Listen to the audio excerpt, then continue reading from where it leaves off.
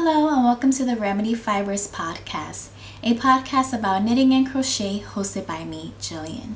If you're new here, welcome, and if you're a returner, thank you so much for coming back to my channel. So today I have a special video. I actually was tagged by none other than the fabulous Pamela's Knit and Crochet Corner. Pam, thank you so much for tagging me. I'm so excited to try out this tag challenge, and stay tuned to the end to see who I tag next. So for this video, I do have my pattern that I'm working on right now. It's actually in my project bag, and it is my tin can knit sock pattern called the Rye Light, and it's been so fun to work up. It actually is taking me longer than I anticipated. I thought I would be finished within 4 days, but I think it might be more like a week. But this is how the design is coming up. This is the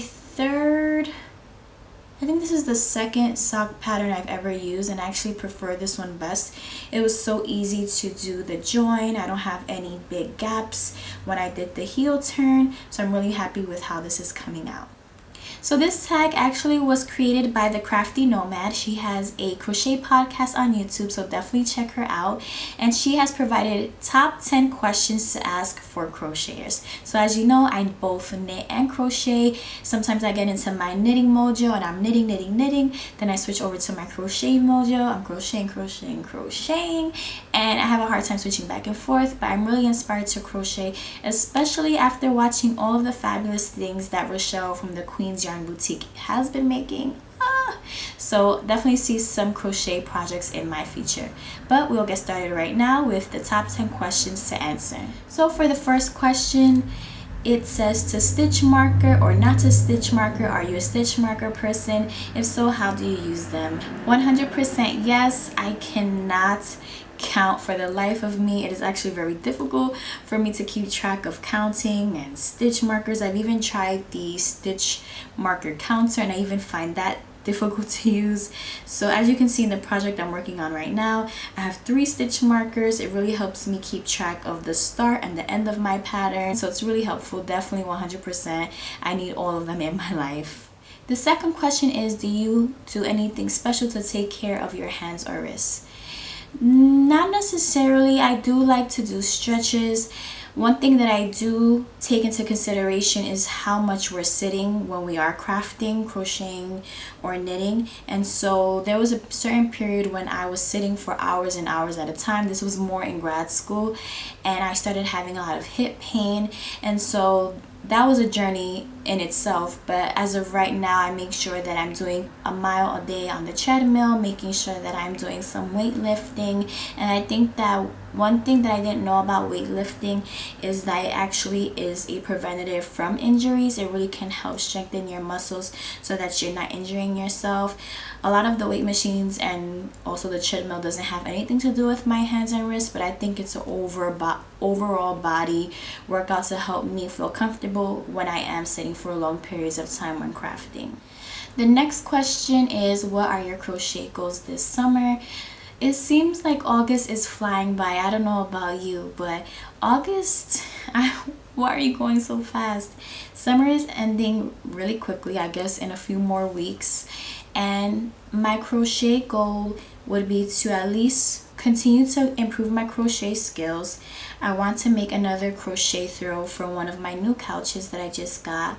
And I also want to enroll in TL Yarn's Crochet Academy. She's starting up a new class that I just saw on YouTube today, and she's going to help walk us through improving our crochet skills as well as how to read patterns.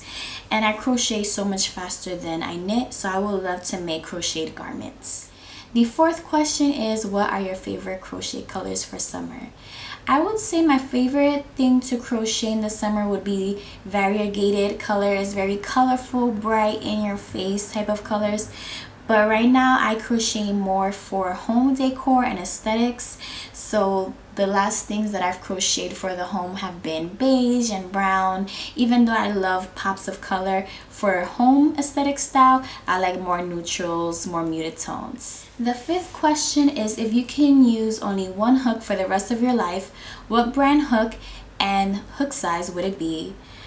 I definitely love Clover. I love the soft handles, the colorful handles, the ergonomic style. as well as size H. I learned on a size H. I pretty much crochet everything on a size H, and it's my go-to orange hook that I love to use for all my crochet projects if that's what it calls for. The sixth question is, how old were you when you learned to crochet? So I actually never knew how to knit or crochet growing up, and I learned both through YouTube University as an adult.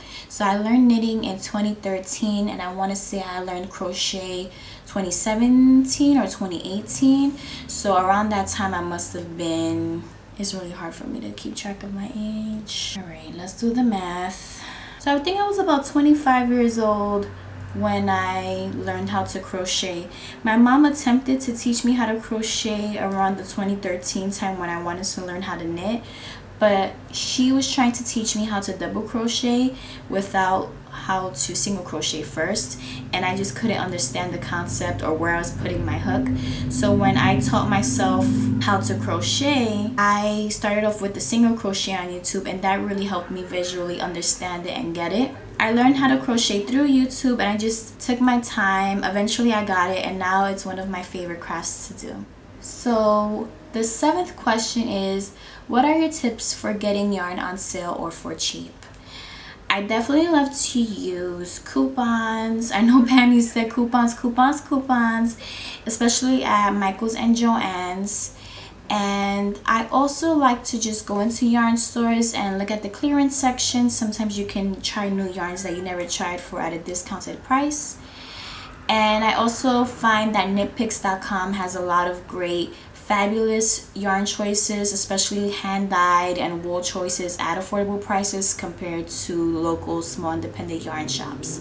So I would say starting there is the best way, and then just when there's holidays around, that's a great time to tap into those deals because they're having like a Memorial Day sale or a Labor Day sale, and a lot of times that's when you can find good deals. So the eighth question is, what is your favorite holiday?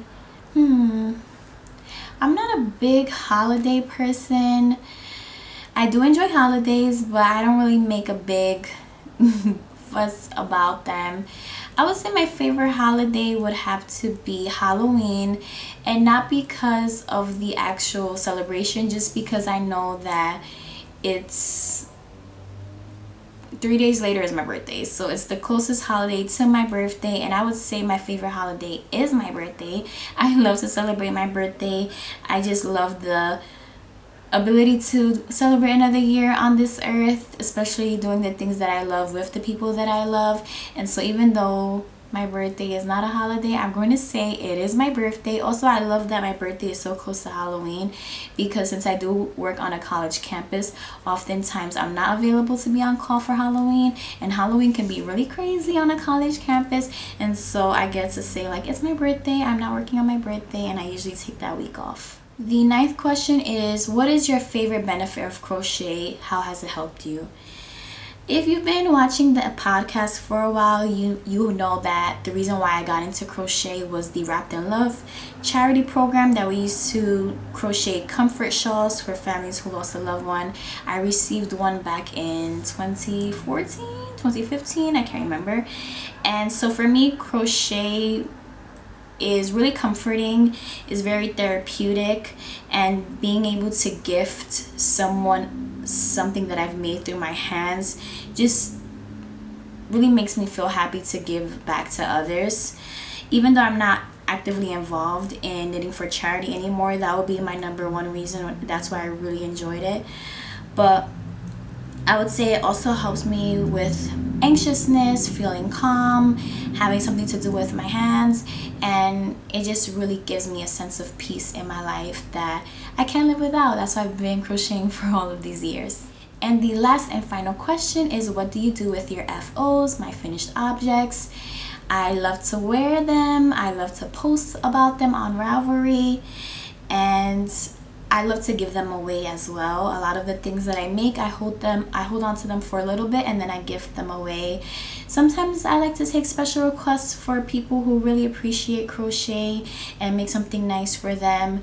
But yeah, I like to keep them. I like to rehome them, and ultimately I'm moving more towards the direction of wearing them, so I always have something that I'm out and about, people can ask me about, and I can hopefully inspire others to create. So the next person I'll be tagging is Rochelle from Queen's Yarn Boutique. She has a knitting and crochet podcast here on YouTube. She also has her own business where she hand dyes yarn. Check out her website at queensyarnboutique.com, and also don't forget to follow her on Instagram. She is so inspiring. I can't wait to learn and advance my skills in crochet, and I'm just so excited to hear what your top answers are to these 10 questions. Thank you so much for tuning in, and I hope to see you next week. I hope that you and your family are happy, healthy, and safe, and talk to you soon. Bye.